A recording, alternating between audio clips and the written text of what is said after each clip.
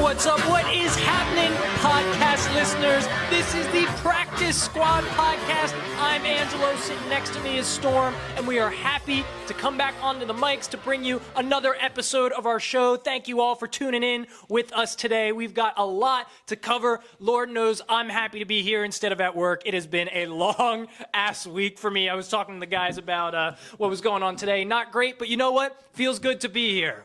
Doing what we love. Doing what we love and hanging out with my buddies, my friends, and ready to talk some sports. So shall we just dive right into it, man? Let's go right to it. Let's just do it. Let's not waste the people's time any longer. So last week we started our show by talking about a bunch of coaches getting fired. Let's turn that on its head. We're going to talk about the coaches that got hired this past week. And the big name, obviously, is Mike McCarthy going to the Dallas Cowboys. They made it official with the press conference yesterday. So really, Storm, what I want to know is, do you think this was a good hire by the Cowboys? I thought it was an average hire. All right, you look at his time in Green Bay. You had one of the best quarterbacks in our era, right? And you won, what, one Super Bowl? Right? Okay. So what's the Cowboys' main identity? It's Zeke with that big contract, $90 million. Mike McCarthy doesn't know how to run the ball. He doesn't know what that's like. He doesn't know what a running back is. However, he did do a lot with nothing in Green Bay, and now he actually has a lot more talent outside of that quarterback spot. He didn't have much on the defense. He didn't have much, as a running back at wide receiver as he will with the Cowboys now, assuming they sign Cooper and whoever, you know what I mean? So all in all, it's an average hire. Yeah, so originally I was on your side, but the more I really started to think about it, I really do like this hire by the Cowboys. So I think a lot of people think it's an average hire because it comes across as a really safe pick, which, you know what, is not necessarily a bad thing. I think a lot of people were expecting a flashier hire from the Cowboys. A ton of other names were thrown out there. Urban Meyer, Lincoln Riley, even Matt Rhule was in discussion. So Mike McCarthy is kind of underwhelming. However, I think the experience that he has really is beneficial for a team like the Cowboys, which, like you said, does have a lot of talent already on it. So they are, with the right leadership, I think, at the precipice to make that next jump. So we'll talk about McCarthy first in his time in Green Bay. So you had mentioned that he didn't have a ton of talent. On the defensive side, I'll kind of agree. Other than his Super Bowl winning season when he had Clay Matthews and B.J. Raji, I'll give you that. The Packers had underwhelming talent on the defense. I think that's a big reason that the Packers are as good as they are this season, because the GM actually decided they wanted to spend some money on the defensive side, something he didn't do with McCarthy or whatever. But on the offensive side, he really did have a fair amount of talent. You figure he had Donald Driver, Greg Jennings, Ryan Grant wasn't a bad running back. Eddie Lacy, before he became 300 pounds, was a pretty good running back. Nonetheless, he had 9 playoff appearances in 13 seasons. That's a pretty damn good track record.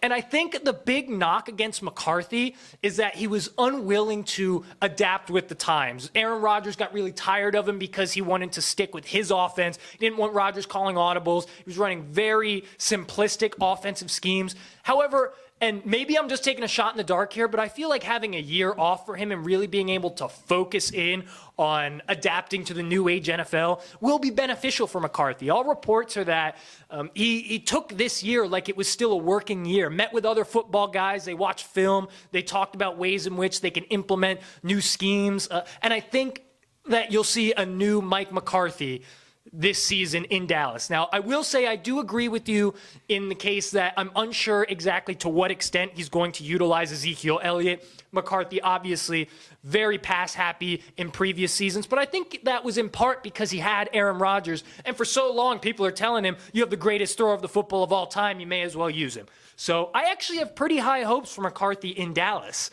There is some bad. I'll give it to you.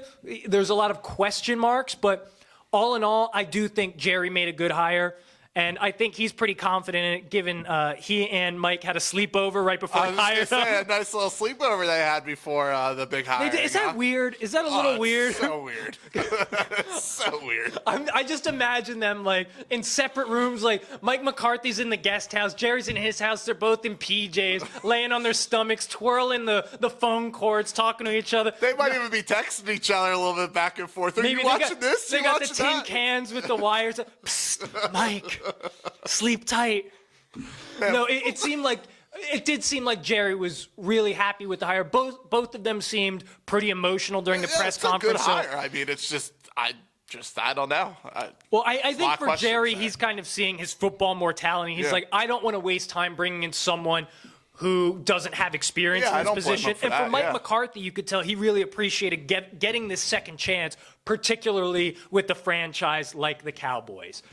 One team that did not go with an experienced NFL head coach was the Carolina Panthers, who signed Talk about flashy. Yeah, this was a very flashy move by an owner that seems like he's going to be a pretty flashy, outspoken owner. So talking about David Tepper of the Carolina Panthers, obviously hiring Matt Rhule, signed him to a 7-year, $62 million contract with some incentives that can bring him up to about $10 million a year. So obviously Tepper saying or hoping that he's going to have Rhule for the long run. What do you think about this move in Carolina? Yeah, it's flashy, right? You like it. But you look at what he did in Temple. I mean, he brought like a 4-10 team up into not playoff consideration, but they had some pretty nice bowl games for a Temple program who's recruiting against Penn State, Pitt, Maryland, some of those Big Ten teams, right? And then you look at what he did in Baylor after they had all these sanctions, right? And then in 3 seasons, he had them on the brink of a playoff spout. So for me, it's just watching him being able to rebuild a program and having them compete. And that's exactly the direction that the Panthers are going to be going in. Yeah, they have some pieces intact, but I don't think he's going to be the type of guy that's going to keep a Cam Newton. I think, he'll be moving on. They pick, 7th, I think? It's top 10, I know. I think it's, 6th or 7th. I have it right here. 6th pick, yes. If there is a quarterback available, I do see them taking a quarterback, rebuilding around that. I don't think he's going to be one that deal with Kyle Allen unless, the chips fall differently in the draft. But, yeah, they need someone that is able to rebuild, and that's exactly what Matt Rhule has done in his past 2 jobs. Yeah, I totally agree that that's the intention here in Carolina. They're looking for someone who can create a brand new culture, and obviously new owner wants to create the franchise in his vision. It makes sense to bring in a guy like Matt Rhule. Now, I do have some question marks surrounding him. Like, I know he turned around Temple. Excellent job there. I don't give him quite as much credit for the Baylor turnaround. They got hit really hard with the sanctions. However, Baylor still is a pretty big football powerhouse in the South. They do turn over a lot of NFL prospects, so I don't think... Tough to recruit with all those sanctions, though, giving out scholarships and stuff. Yeah, it is a little tough, but... Matt Rhule's personality seems like a guy where he's just a leader. He can inspire people. He can make people want to play for him. Now, that first year, they were, 1-11? Yeah. No, and I'm not saying it's not impressive, but I'm saying I don't feel as good about that as the Temple move. But do you know if they're keeping Norv Turner on? Because that's a big question mark for me, how this guy can do in terms of from a schematic perspective. I'm not sure any type of coordinators have been hired yet. Okay, because if they move on from Norv Turner, then I'm really concerned, because then it's totally dependent on the staff that he brings in. Didn't Rivera bring Turner up with him? I think Rivera was there before. Oh, you mean, did he bring him to Washington? Yeah. I actually don't know that. It's probably something we should have researched beforehand. It's been a long week, guys. But anyway, I think suffice it to say, Tepper is willing to give Matt Rhule time to turn this franchise around. He even went as far to say that, quote, I think Matt Rhule can come in here and build an organization for the next 30 to 40 years, said that he could be Carolina's version of Chuck Noll. So high expectations for the guy. But really, I just have, like I said, I've got questions about what he can do in terms of scheme offensively as well as defensively. Because you see the guys that are really succeeding right now. It's Harbaugh, it's Shanahan, to an extent it's Nagy, who is really just being held back by Trubisky, but it's guys who have that next level football intellect. So I know Matt Rhule has been said to be using like a modern sports science and player development methods that Tepper was really a fan of. We'll see how that plays out and how that contributes to winning at an NFL level. Yeah, I mean, I don't think this is going to be a long-term rebuild. It's not going to be 5+ years. I think you could do it in 2 to 3 because, I mean, you don't want to waste a Christian McCaffrey. I'm sorry, you do not want to waste a player no, like you that. do not. So Rhule does have a tough task to kind of turn it around quick. But I think he's capable of it. It's just how the chips fall in this year's draft, I think, is where it starts. Yeah, it's going to be interesting. And you brought it up. Like for Cam, this is kind of it's a big question for me because Tepper's come out and said that if Cam fully recovers from this Liz Frank injury, he believes he can lead them to a Super Bowl. But if you're bringing on a coach that gives the aesthetic that you're going to rebuild, are you really going to rebuild with a 31-year-old quarterback that's entering the last year of his deal and has injury problems? I don't think so. So I think Carolina is going to be in the running to try. They're going to be in a bidding war with the Chargers to try and get Miami's number 5 pick and try and go after Tua. Because I don't think Kyle Allen or Will Grier have shown that they are the answer. Agreed.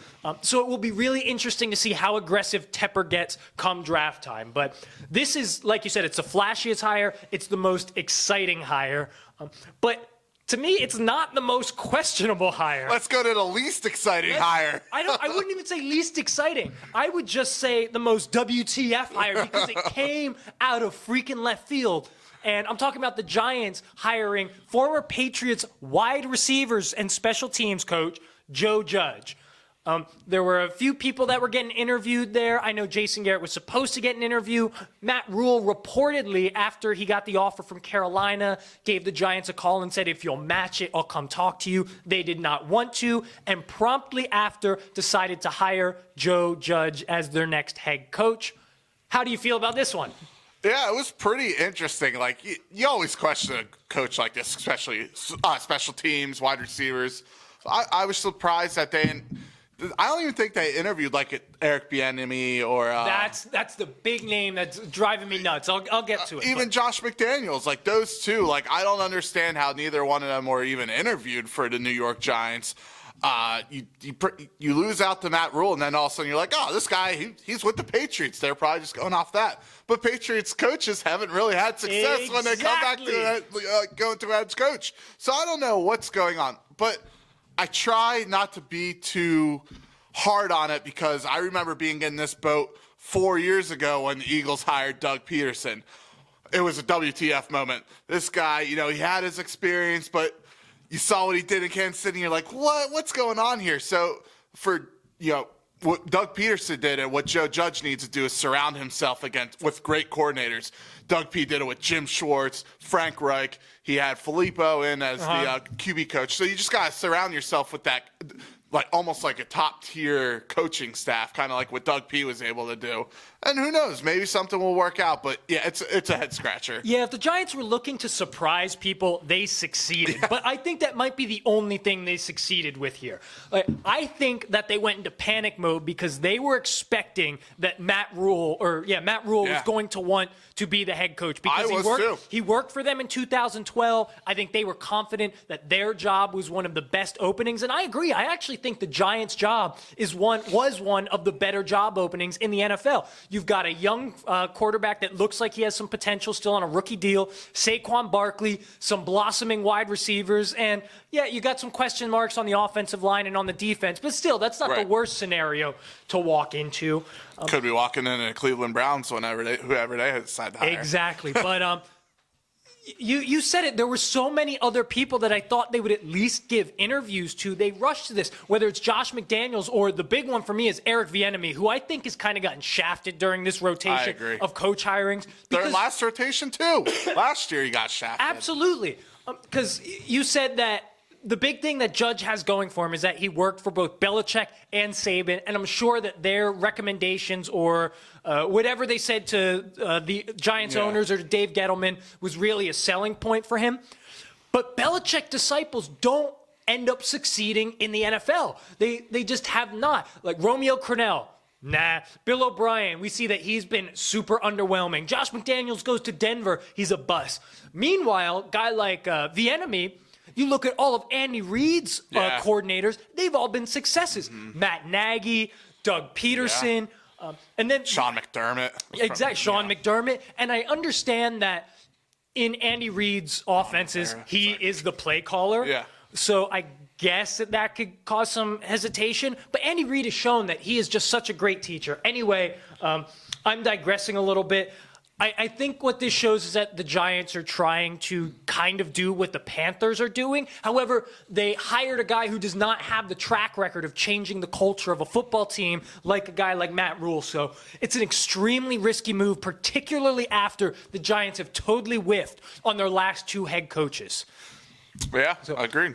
So I'm not hoping that this guy fails. I'm not saying he's going to fail. Who knows? Maybe he could have the type of success that a guy like John Harbaugh had after getting hired, after just being a special teams coach. Andy Reid, disciple there. But, man, I just don't feel good about this one for New York Giants fans. Yeah, I mean, I know just in his presser today, I saw on Twitter some fans were kind of impressed, but anyone can talk a big game.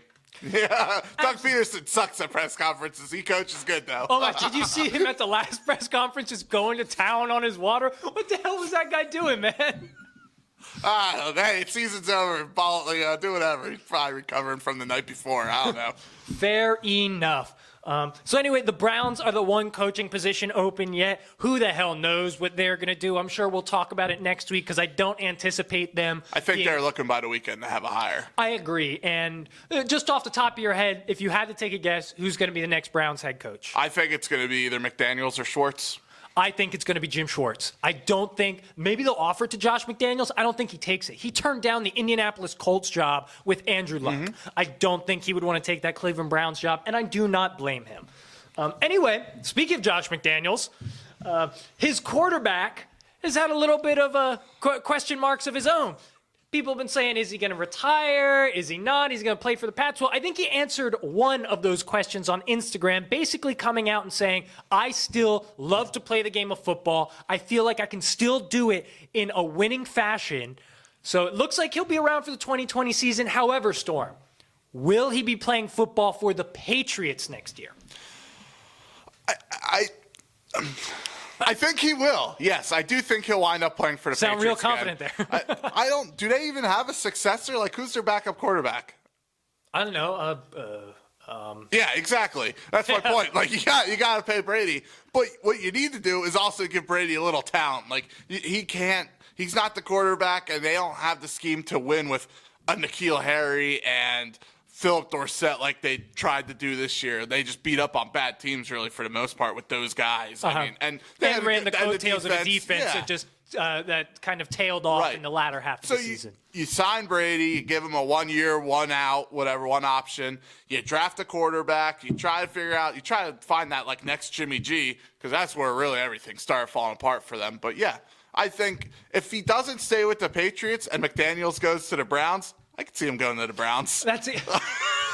So I could absolutely see it.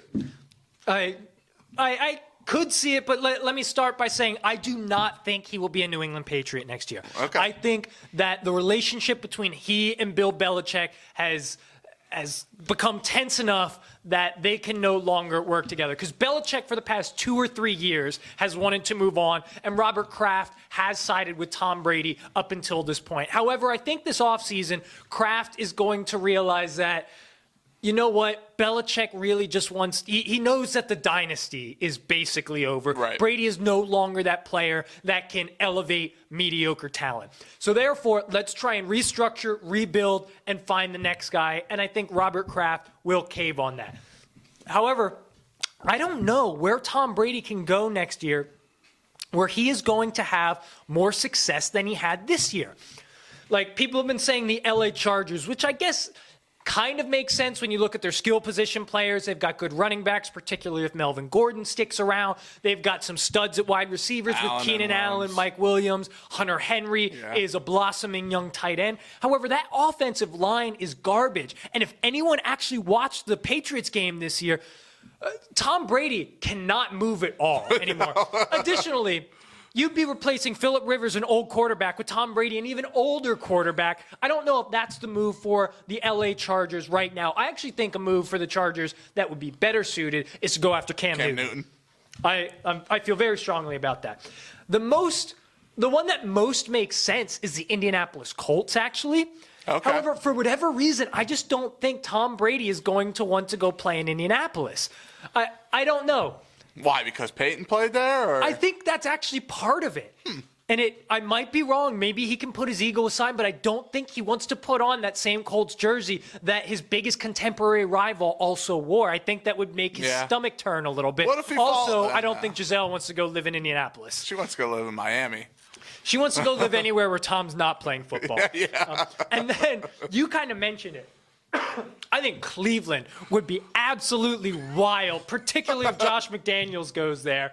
That's the only way he goes to Cleveland. It's the only way. And it would be drama-filled because Baker would have to move to the bench. However, I think it would be really beneficial for him long-term to learn under Tom Brady. If you could keep some of that, like, fiery FU attitude of Baker Mayfield and then combine that with the structure and dedicated intensity of Tom Brady, you could get a really good quarterback. Plus, they have great skill position players if they keep Odell. Obviously, you got Jarvis Landry, David Njoku, Nick Chubb, Kareem Hunt, littered with talent around there. But I just don't see him as a Patriot. I think he wants to keep playing to prove a point, but I think it's going to come back to bite him in the ass. I really wish he would have just retired last year, pulled an Elway, pulled a Peyton, gone out on top. Yeah, because now he can't retire this year because he threw a freaking pick six as his last pass. He can't go out on that, and he knows that. You just can't do it. Absolutely, because Tom, he may not always show it, but he's got a big ego, and he is one of the most fiery competitors in the NFL.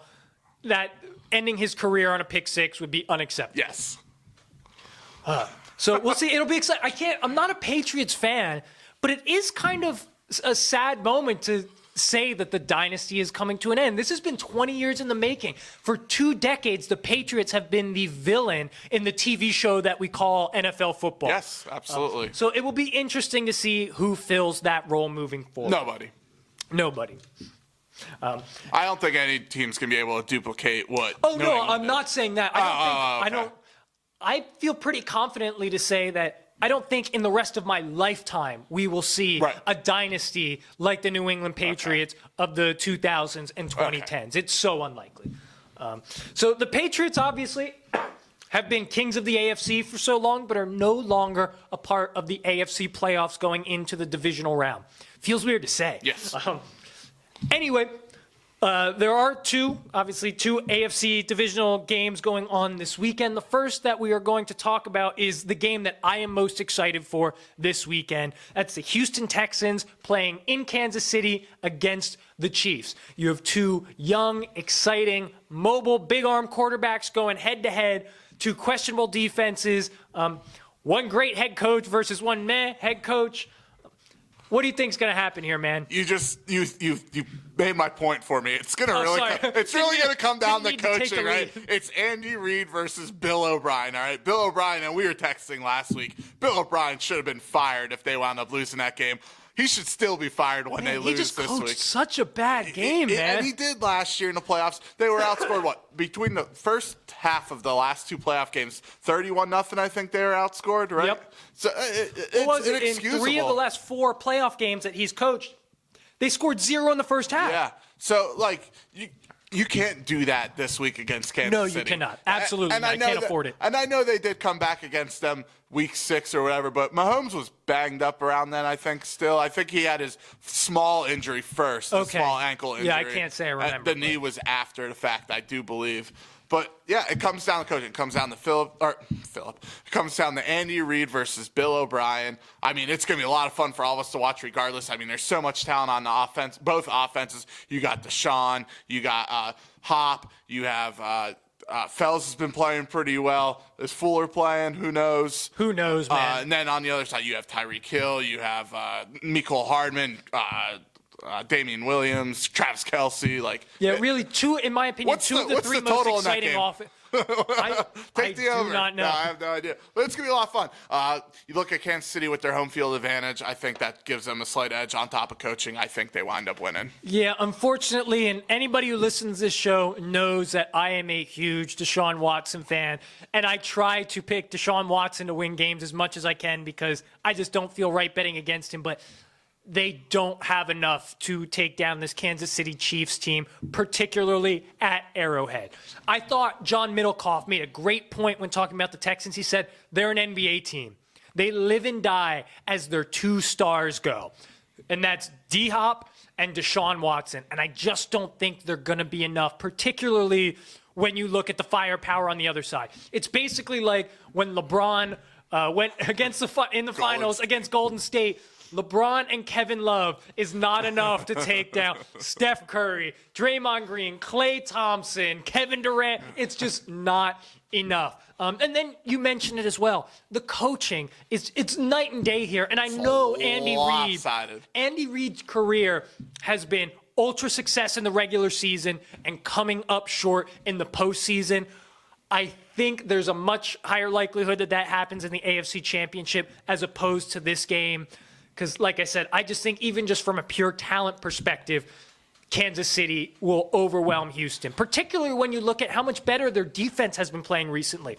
All season, I've been coming at the Kansas City Chiefs for having a for having a really inconsistent defense. But whether it was Spagnuolo or the Honey Badger getting people fired up, that defense has been playing with a different mentality. And now you have a guy like Terrell Suggs, who isn't going to be I don't think you'll see his impact in terms of the stat line at the end of the game. But, man, you can't deny that dude is going to have an impact on the game, whether he's on the field or on the sidelines just talking his guys up. That great veteran presence, man. For real. So I think Deshaun Watson will find a way to keep it close. Right. But in the end, I think that putrid Texans secondary is going to get gashed, particularly in the second half after Andy Reid has an opportunity to make adjustments. Right. This isn't Josh Allen throwing to John Brown, okay? This is Patrick Mahomes throwing the ball to Josh Allen Tyreek Hill. running and trying to throw a lateral as he's getting tackled or taking 2 sacks to lose 40 yards in the fourth quarter. No, it's just going to be too much. Just too much. Anyway, the other game in the AFC, not quite as exciting, but it could still be a good one. I think it will still be.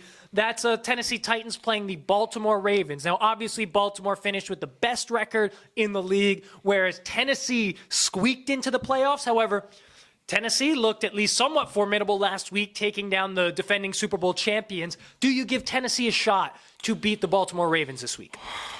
No, I really don't. I think they might keep it competitive for a while. I think Baltimore winds up pulling away in the second half, late third quarter through the fourth quarter. I just don't see Tennessee being able to stop that running attack that Baltimore brings, man. It's just between Lamar, Ingram, Carson Edwards, and then you have Malcolm Brown on the outside. I think it's just too much for Tennessee.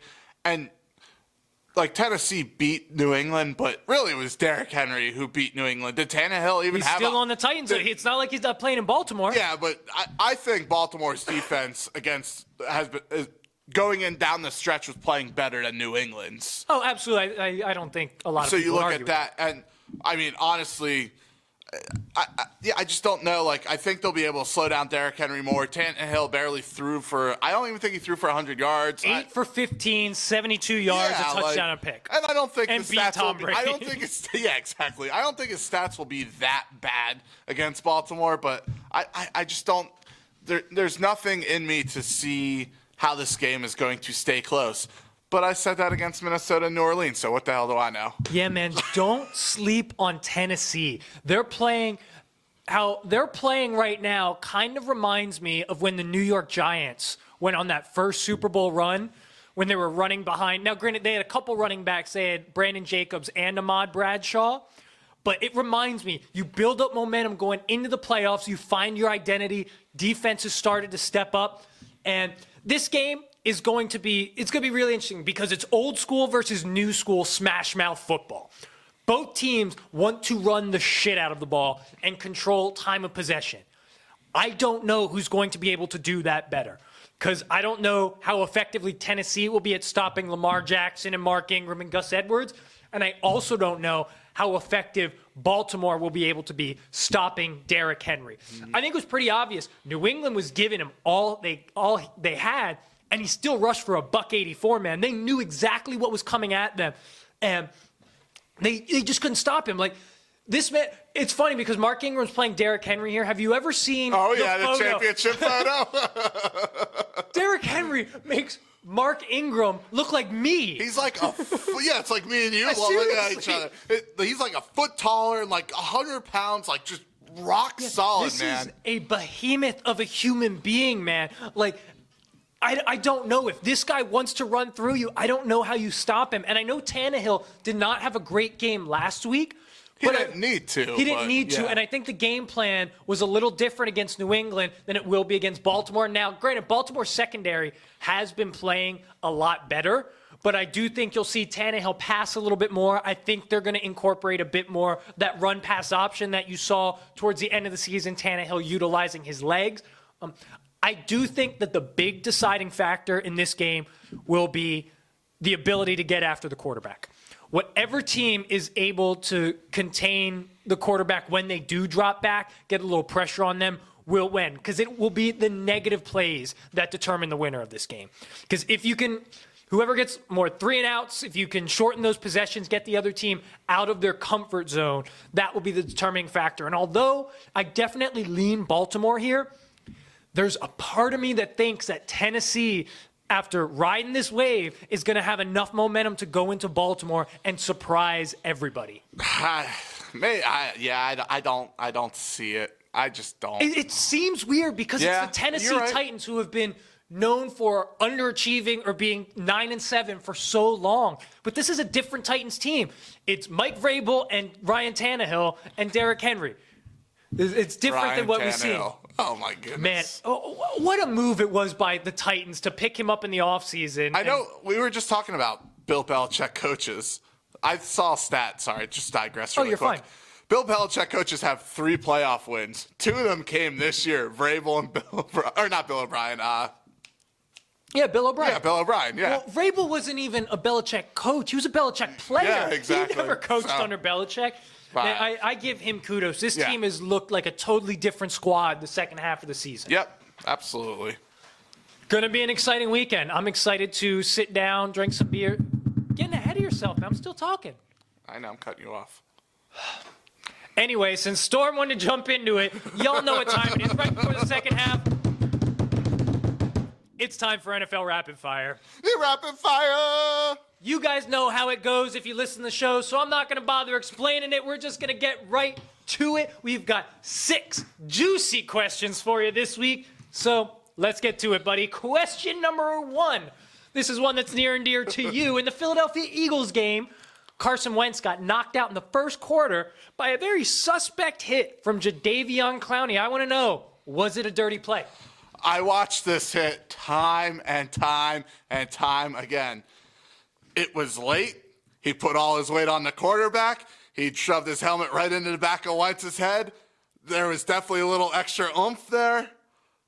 I don't know if it was dirty, but he definitely wanted to bring a little pain to Carson Wentz. I will not go as far as saying he's a dirty player, but it 1,000% was a dirty hit. So, like you said, Wentz was basically parallel to the ground when Clowney launched at him. Launched helmet for, and I guess some people say, his shoulder hit him in the back. He launched crown first. He went like this.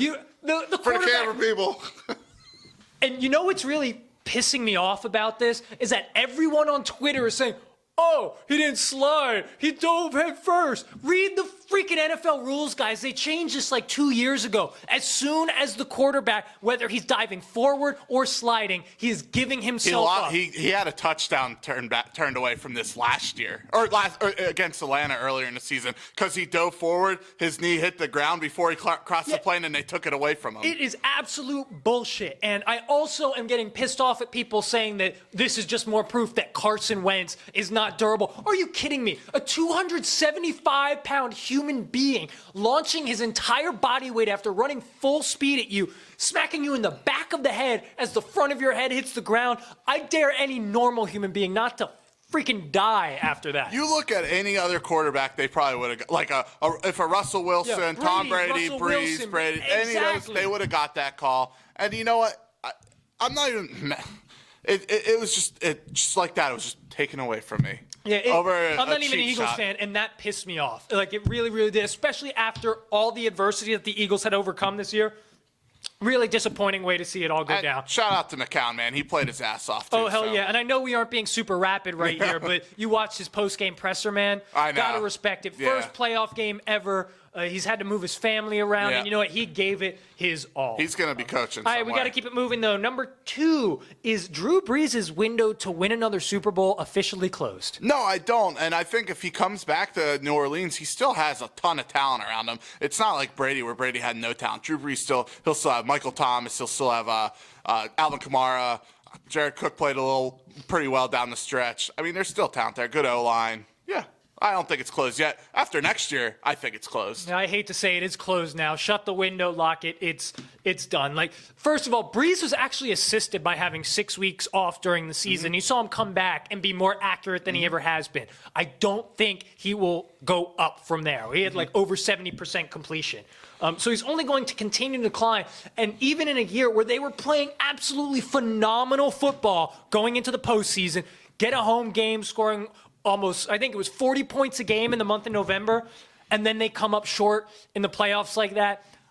Unfortunately, I don't see it happening again for him. And honestly, I put a lot of the blame on Sean Payton. Absolutely. I don't know what the hell he was doing in that first half. And I know Drew Brees wasn't perfect, had the really questionable interception and that WTF fumble that happened. But it's just not going to happen again. The era of Brady Brees is done. Sorry, guys. It's been great, but time to let the young bucks shine.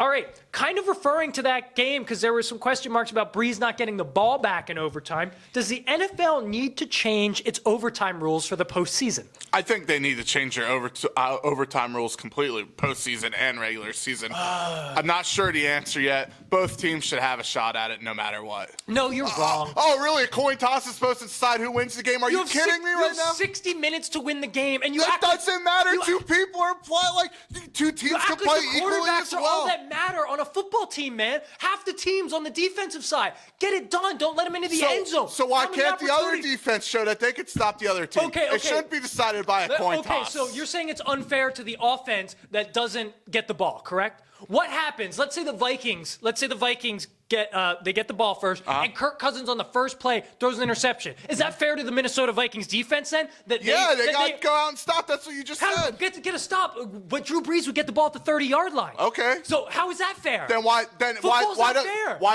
Why does it have to be where it's just played like a regular game? Why can't you kind of assist it to a college rule where if a turnover happens, you could still say start at the 50 or something? No, because it's football, man. Oh, Deal my with God, it. You have 60 minutes to win a game. Get it done on your side of the ball. Get it done. If your defense can't two make teams one are playing great games. They go into overtime. Heads. Decide the game. Have fun. It's dumb. They couldn't stop Kirk Cousins. So?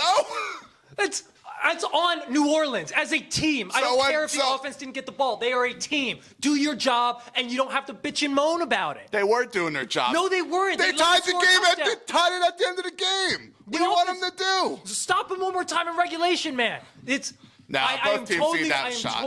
Everyone will always find something to complain about in NFL overtime, no matter what you do. Because it's a joke. It is not a joke. It's an absolute joke. It was a joke when you could kick a field goal, but the fact that you can't stop them one time from getting into the end zone. So if you score a touchdown, you don't get the ball back. But if you give up a field goal where the defense still lets you drive down the field, you could get a chance at it. Absolutely. That's stupid. No, it is not. That's ridiculous. You're off your Absolutely rocker. ridiculous. I will never agree with anyone on this, man. Absolutely ridiculous. I hate the call for total fairness in football, man. Do your job. It's not total fairness. It's both teams getting a shot. Both teams do have a shot. You're saying both offenses getting a shot. That's different than both defense teams. will still get a shot, too. Well, a defense doesn't get a shot. Yes, they do. Prove your shit. Yeah, New Orleans should have proved their shit and gotten a stop. All right.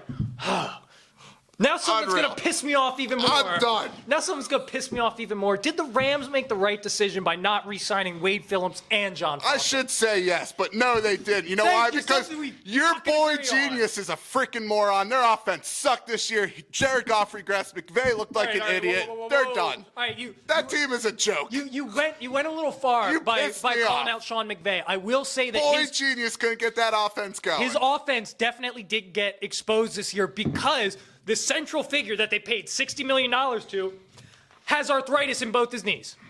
And for whatever reason, I don't know who was telling Sean McVay to try and preserve Todd Gurley. Clearly that wasn't working, but I'm with you. Sean McVay did not live up to the expectations that he had. But no, the Rams, I don't know what the hell this organization is doing. Are they in total rebuild mode? Or what are you doing? Wade Phillips was a rock in that franchise, and he was he was the integral balance for Sean McVay because he was the experience on the defensive side. He's seen it all, and I get that the defense underwhelmed this year, but I put a lot of that blame on the offense not being able to consistently move the chains, as well as them being extremely shallow in terms of their rotation on defense, as well as having nobody at linebacker. You can't be rebuilding with the contracts they've been given Absolutely over the past not. couple So years. I have no idea what this franchise is doing. Then you get rid of John Fossil, who has been an excellent special teams coach for them. He's now in Dallas. He might be older than Wade Phillips. Who the hell knows? Who the hell I don't knows? know. He's either 35 or 75. I can't tell yet.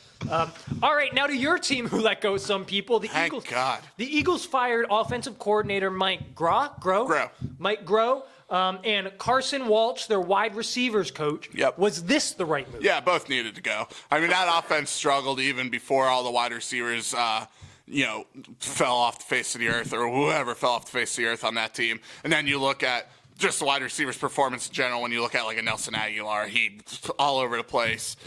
Yeah, they were bad. I'm fine with the offensive coordinator going. I don't know a ton about him, but you're right. The offense was a little underwhelming. But, man, that wide receivers coach should keep his job just based on the fact that he had Greg Ward Jr. ready to play. Like, come on, man. And don't give me that shit about Aguilar. Nobody can teach Aguilar to catch a ball, man. He's the new age Todd Pinkston. He's got T-Rex arms, man. So I think it's a disservice to that guy. He did a hell of a job after losing basically all of his talent. Okay, last question. Let's simmer down a little bit. Tua Tagovailoa officially declared for the NFL draft. How high do you see him being drafted, and by what team? I think the team that was originally out the tank for him is the one he's going to fall to, and that's the Miami Dolphins. Yeah, At five, right? We kind of touched on it, and I'm not in Miami's locker room. I haven't talked to anybody in the front office, but hey, if you guys want to give me a call and chat some football, I'll pick up. But he will probably still get drafted number 5 by Miami. However, me personally, if I'm Miami, I'd take the highest bidder for that pick. Like I said, Carolina and the LA Chargers will probably be willing to do almost whatever it takes to get that pick. You then have 40 picks in the next 2 drafts. You use those to package together. You get Trevor Lawrence next year.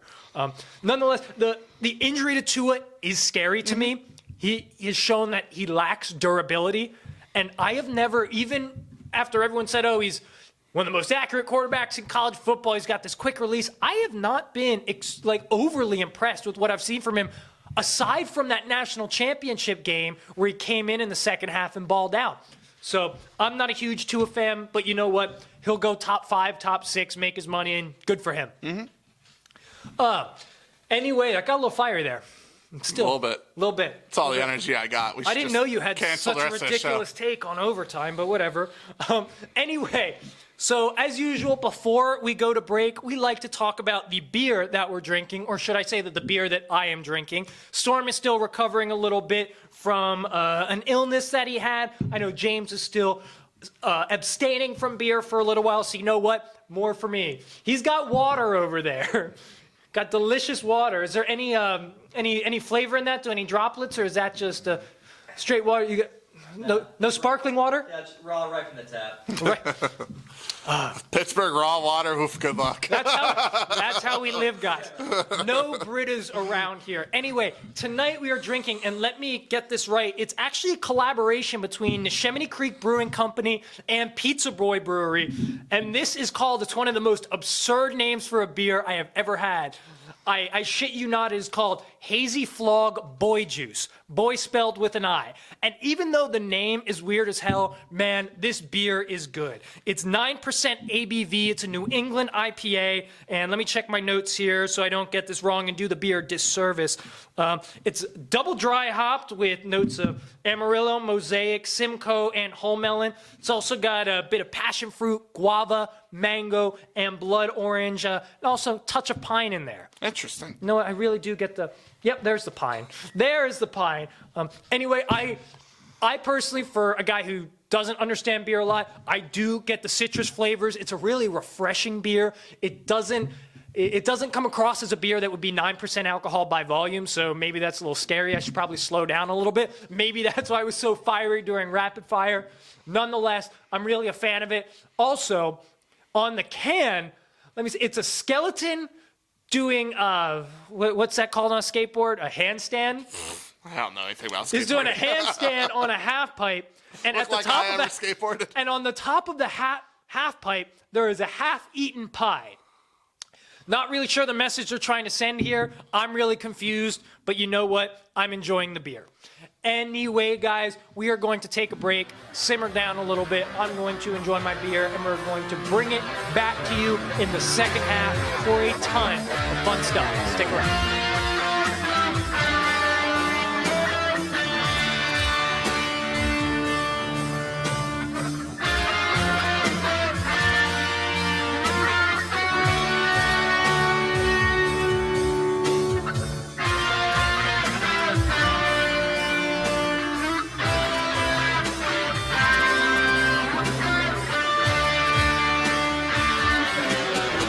Glad to have you back, podcast listeners. This is the second half of the Practice Squad podcast. Excited to dive in to lots of great topics for you. Now, for those of you who listen regularly, you know this is typically the point in the show where Storm tells you how to make a little bit of money with some sports gambling. However, unfortunately, due to the fact that we're working folk and Storm's 9 to 5 has turned more into an 8 to 8 recently, he was not able to prepare any bets for you guys this week. So would you like to apologize to the people, Storm? I would like to apologize to the people. I will try my hardest to get something out this weekend. I would love to try to get a play out for the Natty game on Monday that we're about to talk about. So just pay attention on social media, Facebook, Practice Squad Podcast, at TPS Pod on Twitter. I will do my best. It's been crazy, so hopefully we could get something out for you guys, try to make a little money. I know last week was a little rough on my plays, so. You know what? Hopefully the listeners at least respect that you're not throwing any garbage plays out there. I'm not just making a play to make a play. You're not going to half-ass it and cause these hard-working listeners to lose their money. So, unfortunately, until the pod pays the bills or until Storm gets good enough at gambling that he can pay the bills, with just gambling, the full-time jobs have to take a priority. Yes. So, anyway, as Storm mentioned, we are going to dive into a preview of the College Football National Championship. And it's been, 3 weeks, 2 weeks since we've gotten to see any college football, so I am chomping at the bit for this matchup. See, Tiger v. Tiger, Clemson versus LSU, two of the top teams throughout the season. It's the matchup we have all been waiting for. So, Storm, I know last week you said you were leaning LSU. Mm-hmm. Have you changed your mind? How do you picture this game going down? I haven't changed my mind. I still think LSU sneaks this one out. But man, I am looking forward to seeing Trevor Lawrence, who Clemson has not lost since he's come aboard. They're looking to win, 3 of 4, I think it would be if they win this year. 3 of 4 national championships. It's absurd. unreal. Yeah, and then you have Joe Burrow coming in, Joey Fresh, right, who's just been balling out week coming after off of week. a 7-touchdown performance, Heisman winner. That offense is clicking. You got 2 studs at wide receiver. You got another great running back. Those corners have been playing very well. Let me see if I got their names written down here. Christian Fulton and Derek Stingley, Derek Stingley Jr. That matchup against T. Higgins, Justin Ross, and Amari Rodgers. I think that's the matchup we're all going to want to see. I think Clemson's in for more of a battle than what Ohio State gave them. I think LSU's offense is more fiery than Ohio State's. And defenses, I think Ohio State might have had the edge defensively, but offensively, they haven't seen anybody like Joe Burrow, like this LSU offense that is just going berserk. Yeah, I can't say I agree with you because I am definitely going with the Clemson Tigers here. And I get what you're saying on the defensive side for LSU. I'm a little worried because they have, they have been playing significantly better down the latter stretch of the season. They've finally gotten healthy on defense. Those two corners had been balling out. But that's why I think the key player in this game is going to be Travis Etienne. I think we could see a $150 plus from him on 25 to 30 carries. I think Dabo knows that on defense, LSU's strength is their defensive backs. And I think he's smart enough to know that he needs to establish the run game to have any hope. Now, I do also agree with you that I don't think LSU is going to have the issue that Ohio State did, where they get rolling and then they slow down. I think having Ed Orgeron as the coach, as opposed to Ed Orgeron's the man, by the way. Oh, yeah, he is the man. He's the absolute man. But I think he will have his team more prepared than Ryan Day did, particularly after those first couple drives, after you've gone through your first sequences, have to go off script a little bit. But how can I bet against Trevor Lawrence and Dabo right now? Like you said, they have not lost. And I know a lot of people say that on the defensive side, they don't nearly have the talent that they did last year after they lost four guys off the defensive line to the NFL. But even though you don't know the guys' names, you can't argue with the results. Like, look at what they did against Ohio State, who was, a top 1 or 2 scoring offense in the country all year after playing Big Ten defenses? How can you question that unit? And I get it. Joe Burrow has been absolutely ridiculous, but I also don't think that he's gone up against a defense like Clemson has, particularly against a defensive coach like Brett Venables. So I expect this to be an extremely entertaining game. However, when it comes down to it, I think Trevor Lawrence is the better quarterback. I think Dabo Swinney is the better head coach. And I think we see Clemson lift that national championship trophy for the third time in 4 years and officially take their spot at the top of college football, replacing Nick Saban and Alabama.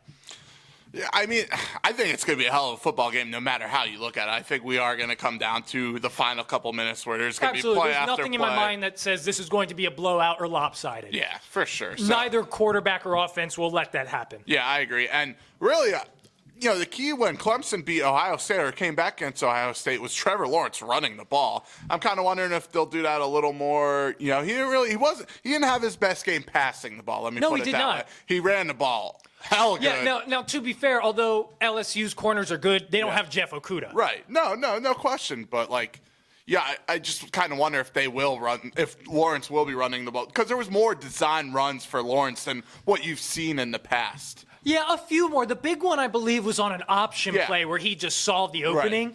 Right.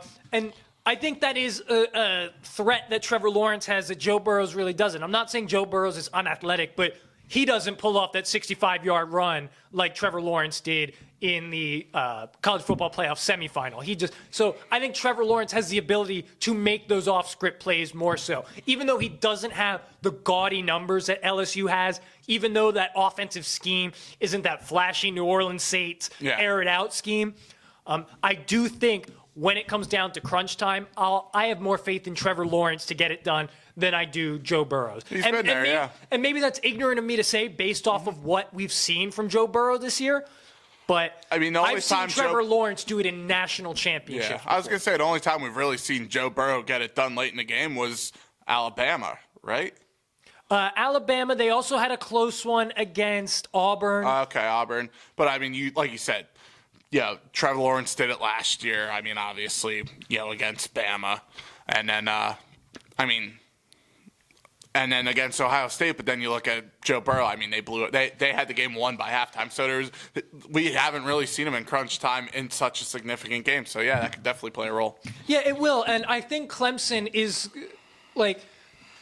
it will be a struggle to defend those LSU wide receivers. And I think they're going to dare, what's his name, Clyde Edwards-Helaire or Edward Clyde-Helaire? Yeah. I forget what it is. I think they're going to dare LSU to beat them on the ground. And I feel like LSU might do the same thing with Clemson. I have more faith in Clemson's running game, though. Okay. Even though Alera's had really good games this season, he's not the caliber of running back as Travis Etienne. Yeah, Etienne's a late first-round pick. He's an absolute stud. So it will be a hell of a game. Does significant other attachments play any role into your choosing of the game? Actually, no. I have been very. So if you picked LSU, you'd be allowed to sleep in the house. No, I definitely wouldn't. No, without a doubt, I would not. But you know what? My integrity is worth more than a warm night's sleep this Monday night. I can guarantee you that. And believe me, you've heard me this whole season on the show. I have been hypercritical of the Clemson Tigers just because I didn't have the utmost confidence because they hadn't played it. They weren't tested till Ohio State. Exactly. Yeah, but I agree. In the end, this team has been there and done that, and I can't come to the ability to pick against them. Yes. Just can't do it. It sucks it's a Monday. It's always a Monday night, but man, I'm an old man. Monday nights. I know, man. Staying up till midnight on a Monday just sounds like something I don't want to do. But starting your week off like that, hell, this game better be freaking good. I will do it for this game, and I will have no regrets about it. No regrets. No regrets. Anyway, switching gears a little bit to basketball, there's a couple things we want to touch on that have been circulating in the news for the NBA. The first thing I want to ask you about, Storm, is are the rumors that have been surrounding the Lakers forward Kyle Kuzma. Now, Kuzma technically is not on the trading block. However, the Lakers have admittedly been fielding calls, doing their due diligence, and the Kings are reportedly interested in trading for Kyle Kuzma. It's rumored that the piece that they would use to trade with the Lakers would be Bojan. Bojan. Bobo Bogdanovic. There you go. It's rumored that they'd be using Bogdanovic as a trade piece, and who knows what else would be involved. But nonetheless, it's a real possibility that Kuzma might get moved before the trade deadline. Would it be a smart move by the Lakers to move off from Kuzma? I mean, first off, when you look at it, it's going to be hard for them to get someone substantial for Kyle Kuzma just because at a low salary that Kuzma's making. You know, NBA, like, trades, salaries pretty much have to tie some sort of way. They have to be not even, but pretty comparable. So to get an all-star, it would be kind of hard. You know, if you're Lakers, maybe you throw in someone like KCP, but then, you know, he kind of has a no-trade clause, so you basically have to waive his bird rights. I just see it hard for them to kind of get fair value just based off those two things alone. So I don't think it would be smart for them to trade Kuzma. I think you would wait maybe a little bit. The only way it would make sense is if something great came out where you get someone that is able to solidify that second unit and shoot the ball. That is the kicker right there. For me, it's a matter of whether the Lakers want to sell out to win now with LeBron or whether they kind of want to save some chips for the future when they move forward with Anthony Davis as their number one. So if you want to sell out just to win a championship in this next season or two, go ahead and trade Kyle Kuzma. Because the reality is Kuzma has not been a really good piece coming off the bench in that second unit. He just hasn't. Now, last year he showed so much potential as a guy in the starting lineup because he was fearless. He attacked the basket. He didn't really have a conscience when it came to shoot. That is not necessarily a good trait to have when you're coming off the bench. He just has not shown efficiency this year, and he looks like he's trying to force the issue to have the same level of production, whereas he's gone from playing 33 minutes a game to 23 minutes a game. So I think a guy like Bogdanovic, who's a 3-and-D specialist, could be really useful for the Lakers just based off of the types of pieces that they need right now. However, long-term, I think it would be awful because I think Kyle Kuzma has the potential to be a really excellent player. And once LeBron leaves, and obviously he does have a shelf life, I'd say 2-3 years max before you really start to see a significant decline just based off of the amount of wear and tear he will have had. I feel like we've been saying that for years, though. Yeah. Going to the finals, 9 straight years? You know yeah, what I mean? I've never said that LeBron is breaking down yet, but it's only a matter of time considering the style of basketball that he has played throughout his career. And then I know he's only 35 right now, but 34, 35? 33, 34. Is he 33? Anyway. 15 years. He came in at 18, 33. Okay, 33. But that's the other thing. People see 15 years, and he has been in the league since he was 18, so it's longer than a lot of people think he would have been playing.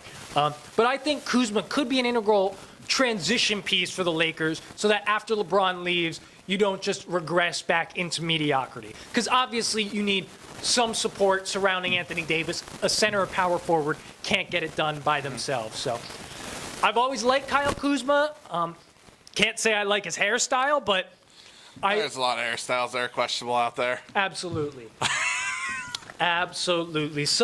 Another player that has been questionable, not with his hair, but with his actions, has been Cleveland Cavaliers forward Kevin Love. And for those of you who have been following this, Kevin Love is not happy to be in Cleveland. Join the club. Yeah. Anyway. Tom Brady might be saying that next offseason. So Kevin Love has not been shy about expressing his displeasure with the Cleveland Cavaliers organization as it is currently. He's had some on-the-court outbursts, such as showing visible frustration, yelling at teammates, throwing the ball aggressively at the end of shot clocks, having on-the-bench outbursts, and also having verbal altercations with general manager Colby Altman, saying basically, I'm rich, find me. Now, the issue here is that obviously Kevin Love wants out, but he just signed a 4-year, $120 million extension to be with Cleveland. So, Storm, are you on the side of Kevin Love, who's acting like this because he's pissed off that they're not winning? Or do you think he's overreacting and basically just being a crybaby? Well, really, when he signed this extension, he was pretty much obviously when you lose LeBron, you're going to rebuild in some sort of way, but he was pretty much given the word that they were promising him that they would keep competing and compete around him as the centerpiece. Clearly that hasn't happened, right? They've been playing really bad basketball, but to me, you can't just ask for out on your first year just because you see them not succeeding. You know what I mean? You said it's first year of his extension actually taking place. He signed the deal at the end of last year, I think it was, or the year. He signed the year deal after LeBron left. half a month after LeBron left. So 2 years ago then, a year and a half, whatever. Yeah, it was in July of 2018. Yeah. So at this point, I guess he kind of knows where the direction the franchise is going, and it's a complete rebuild. I mean, there's talks right now with the coach maybe getting fired already and stuff like that. However, the on-court was a little childish. I was not a fan of that. I was a fan of it because it was funny as shit, but I think the aspect of it was really bad. I mean, the dude was posting up Chris Paul, I think it was at the time, or Kemba. I forget who he was posting up. He posted up a little man, and no one would give him the ball. The coach was calling him to come out and set a screen. He's like, really? I'm guarding a point guard, right? Or I'm posting up a point guard right now. So I get the reason, but you can't show to younger players that you're supposed to be the veteran leadership there, and he's not acting like it. See, I was fine with the on-the-court actions, actually. I get where Kevin Love is coming from. Colin Sexton was just sitting there dribbling out the clock. Yeah. I understand that Kevin Love getting pissed off at his teammates for playing selfish basketball, and that's what he said to the coach on the sideline. He sat on the bench kind of pouting, but he's like, I'm sick and tired of these first-unit players playing selfish basketball. That I'm fine with. I'm not fine with you going after your GM like that, particularly just after you got signed to this massive extension. Now, I get it. They bullshitted you by saying that they were not going to rebuild. But come on, anybody with two eyes, anybody with one eye and one glass eye could have seen that the Cavaliers were in no way, shape, or form in a position to compete anytime in the near future after they lost LeBron James. It just wasn't going to happen. It took LeBron James for the Cleveland Cavaliers to be relevant for the first time, basically, in franchise history. So, Kevin Love, you signed your name on the dotted line right there, knowing full well who your teammates were, knowing full well what the history of this organization would be, and just knowing full well that you were committing to being with this team for 4 years. Now, I get it. You can be upset. You can have discussions with managers, but you can't throw temper tantrums and dare your GM to fine you, basically pissing and moaning until they have no choice but to trade you. And he's not even really playing that well. No, he's not, and that's the thing. They paid him like a superstar, and he has not performed like a superstar. So you have no reason to complain. What do you want to do? You want to make that money and now go to a team that already has a superstar too? F that noise, man. Like, come on. You know what? I feel like there should be a situation where he'd be able to leave, but his contract should be null and void. The teams should then have the ability to sign him for $30-40 million less long term because he is not worth that contract. And he is absolutely ludicrous if he thinks he is. So if I were him, like, yeah, it sucks to lose, but you have $120 million. Shut the hell up, man. Like, just shut the hell up. We're sitting here. Storm doesn't even have time to prep his bets because he's trying to just make that paycheck. Storm, we'd be able to play a half a season and retire forever. I'd be all in, man. It's annoying, man. It's annoying. Anyway, going back to the NFL because I don't want to talk about Kevin Love anymore. I really don't. Never loved him as a player. See what I did there? Nice. Didn't even plan it. We talked about the AFC playoff matchups in the top half of our show. So now, makes sense to talk about the NFC divisional playoff matchups. The first of which that we're going to talk about is the Seattle Seahawks going to Lambeau Field to play the Green Bay Packers. Now, the Seahawks squeaked out a win against your Eagles this past weekend in Wild Card Weekend, and the Packers squeaked out a lot of wins this season to earn the number 2 seed in the NFC. So, Storm, do you think Russell Wilson has a little bit more magic left to take down Aaron Rodgers in Lambeau? I saw something silly where if the weather's under 30 degrees, Aaron Rodgers' quarterback rating is like 40 points higher than Russell Wilson's. And I think at Lambeau it's projected to be like in between 20 and 23 degrees. A little fun tidbit, I guess. But both teams have pretty much rode a good amount of luck getting to where they are right now, right? So you're kind of wondering, like, hey, are we sending Jadeveon Clowney to go take out Aaron Rodgers too? Sorry. That still gets me, man. But no, I just don't see how Seattle's just been getting lucky. They only put up 17 points. Josh McCown had a chance. Josh McCown, 40-year-old Josh McCown with a pulled ass, barely walked down the field, almost came back and tied the Seattle Seahawks. Okay, like they had their chances. They moved the ball in between the 20s. They just couldn't get it done in the red zone. Okay. So I think when you look at a quarterback like Aaron Rodgers, who is damn good when it comes to situational football, 2-minute warning, red zone, home field, Lambeau, I don't see Seattle winning this game. I think Green Bay sneaks one out here. It's going to be close because Russell Wilson's a damn good football player. But it will be close. And typically when I think it's close, I look to see who has the quarterback and coaching advantage. And that, to me, right now, is the Seattle Seahawks. I think Russell Wilson is playing better football. I think Pete Carroll is a better coach than Matt LaFleur. That being said, what really is the deciding factor here is that the Green Bay running backs are healthy. Mm-hmm. I think if Seattle had Chris Carson and Rashad Penny, I might lean Seattle because they didn't run the ball worth a damn. Because Green Bay's rush defense has been pretty suspect this year. However, Marshawn Lynch might bumble and stumble and bruise forward for a couple 8-9 yard games, but sweat out some Skittles. Yeah, but I don't think that's going to be enough. Whereas on the Green Bay side, you have guys like Aaron Jones, who, by the way, did not get a single All-Pro vote, which is one of the biggest snubs in all of the NFL this year. Was tied with C-Mac for most total touchdowns this season. Absolutely ridiculous, but don't want to digress too much. But then you also have Jamal Williams as well. Then you look at the skill position players outside. I'd probably give that a wash because I think Devontae Adams is better than Tyler Lockett, but then DK Metcalf is better than whoever the hell Green Bay has as their number 2. To me, then, you look at the defenses as a whole, and although Green Bay does have some question marks, I like Green Bay's pass rush more with the Smith brothers. I just do. And I think the home field advantage here could be the kicker. So I'm also going to go with Green Bay, even though I'm not that confident in it. Yeah, it's just a game of who's going to get luckier because both teams, like I said, lucked into where they're at right now. Yeah, both teams could have been 8-8 teams if a couple plays went different ways. It's really an interesting matchup for me because they're almost identical in what they're trying to do. They try to establish the run, utilize their running backs, and then rely on their quarterbacks in key situations. But I also lean Green Bay. Good pick. Thank you. I appreciate that. Second game, the Minnesota Vikings, who pulled off the surprise win of the year, beating New Orleans in the Superdome, are going to travel out to the West Coast, play the San Francisco 49ers, who are the number 1 seed in the NFC, have been rocking and rolling all season long behind quarterback Jimmy Garoppolo and under coach Kyle Shanahan.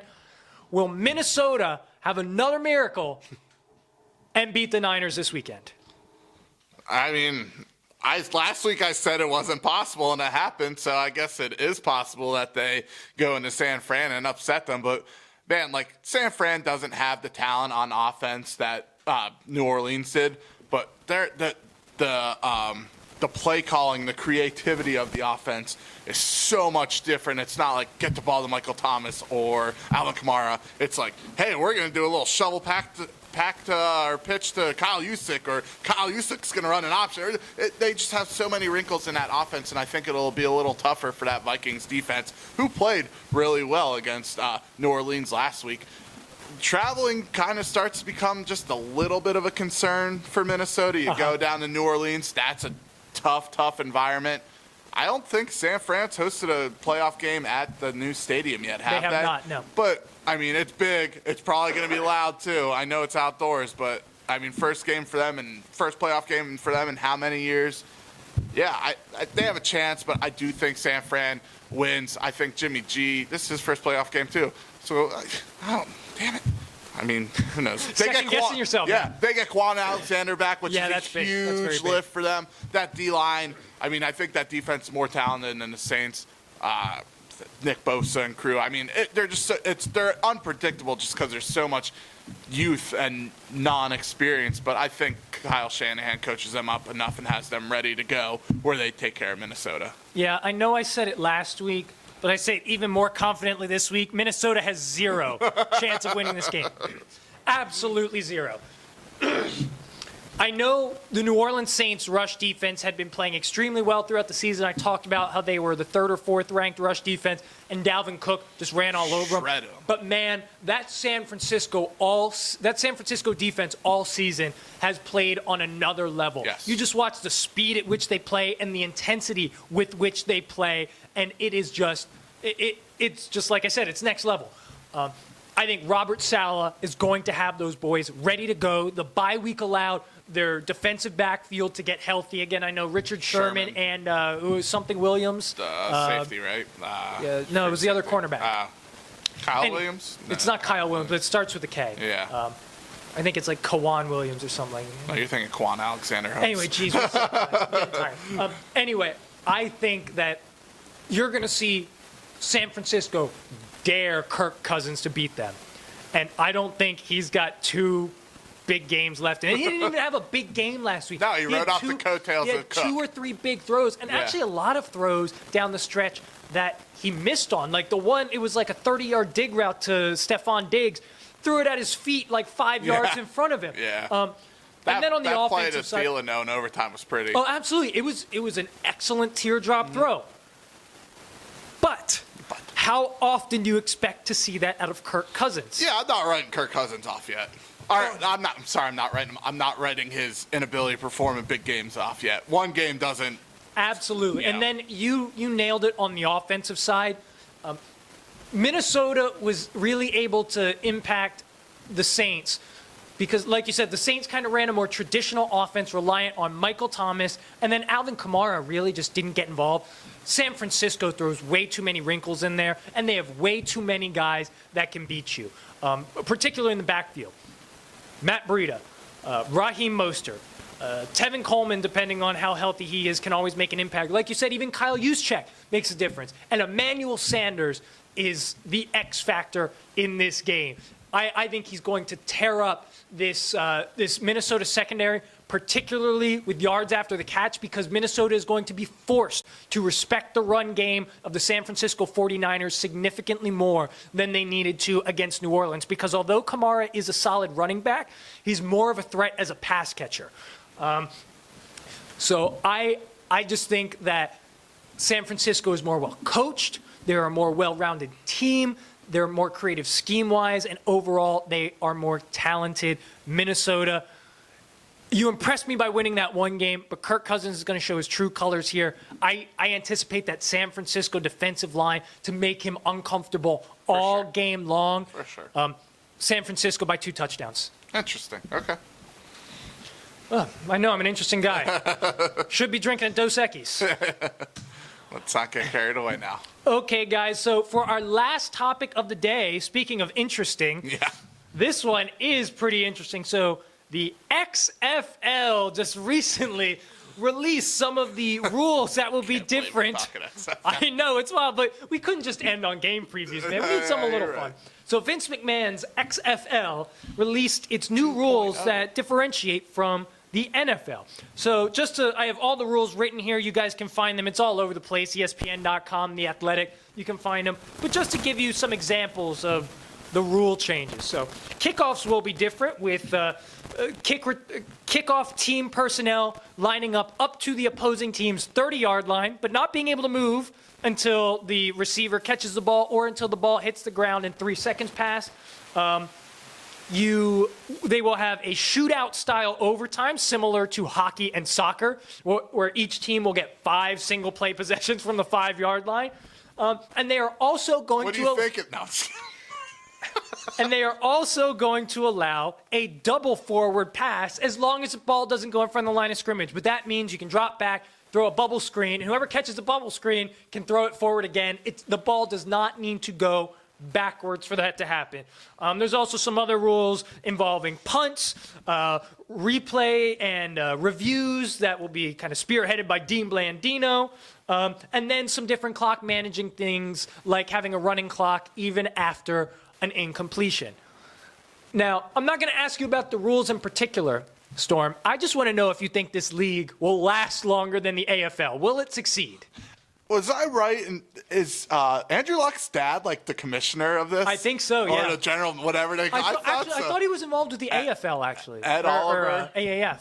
I thought I saw him getting interviewed on this. You could be right, yeah. I'm not sure. Regardless, it failed once. It'll last. I think it'll last longer than I don't even remember what it was called. AFL. The AAF. AAF. Yeah, it'll last longer than that. Vince McMahon has more money to funnel through. That's it. So that's probably the reason why. He can bankroll it for a season. Yeah, he'll be able to handle it. I think it might even go to a second season. But really, when you look at it, the main prize that you got from the NFL was Landry Jones.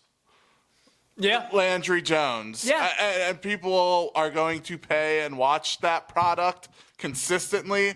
I just don't see it. I wouldn't.